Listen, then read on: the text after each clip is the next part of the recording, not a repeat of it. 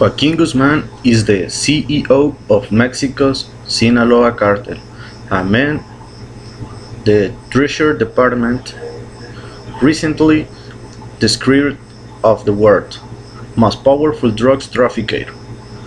Guzman organization is responsible for as much as half of the illegal narcotics imported in the United States from Mexico each year.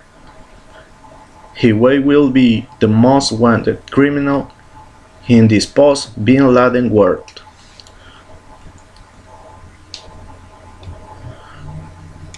Known as El Chapo for his short, stocky frame, Guzman is 55, which in narco years is about 150. He is a quasi mythical figure in Mexico, the subject of countless ballads, who has outlined enemies and accomplices alike, defined the implicit bargain of a life in the drugs trade, that careers are glittering but brief and always terminate in prison or the grave. When Pablo Escobar was Chapo's age, he had been dead for more than a decade. In fact, according to the Drugs Enforcement Administration, Chapo sells more drugs today than Hillary Clinton had outlined several years ago. Americans' insatiable demand for illegal drugs is what drives the clandestine industry. It's no accident that the world's biggest supplier of narcotics and the world's biggest consumer of narcotics just happen to be neighbored. For Mexico, its former president Porfirio Diaz is said to have remarked, "So far from God and so close to the United States." The Sinaloa cartel buy a kilo of cocaine in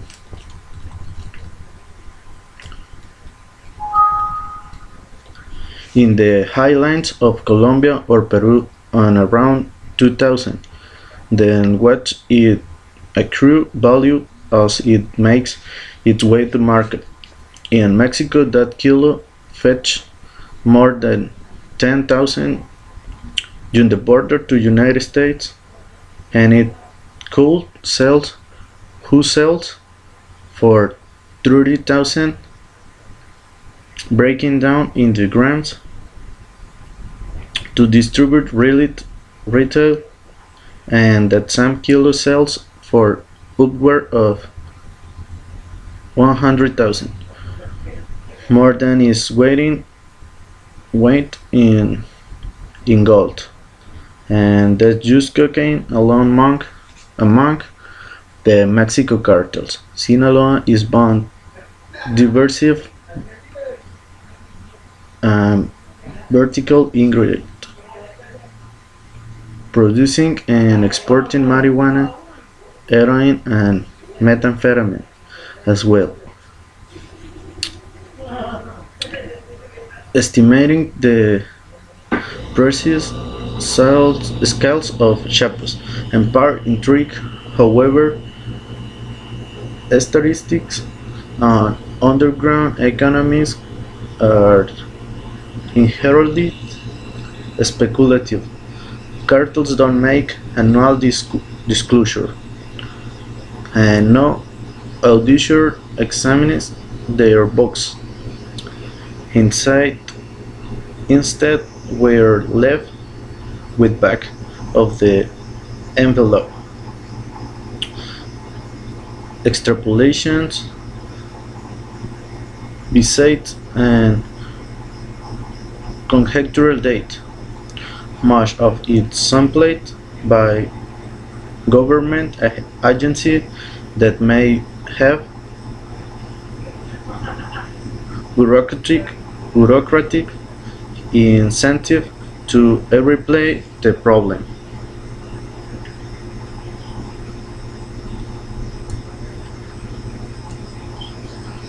So, in a spirit of empirical humility,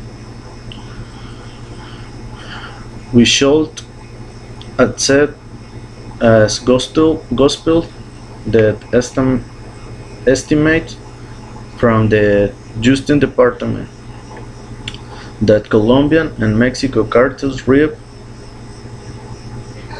18 billion to 39 billion from drugs sold in the United States each year.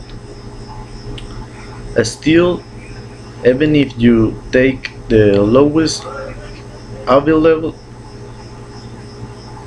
numbers, Sinaloa emerges as the titanic player in the global back market.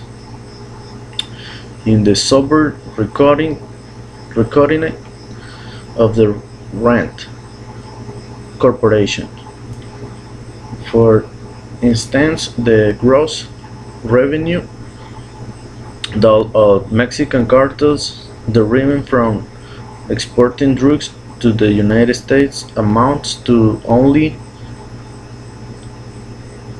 66 billion. By most estimates, through Sinaloa has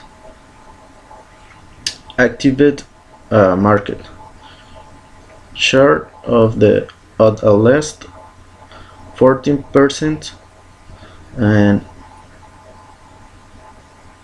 perhaps as much as 16%, which means that Chapo Guzman organization will appear to enjoy annual revenues of some 3 billion, comparable in the terms of earnings to Netflix or, for that matter, to Facebook.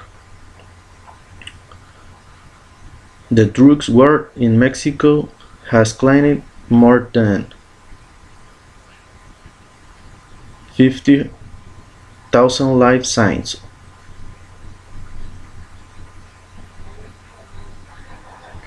But what to get lost in a mind coverage of this epic blotting in just how effective the drugs business has come.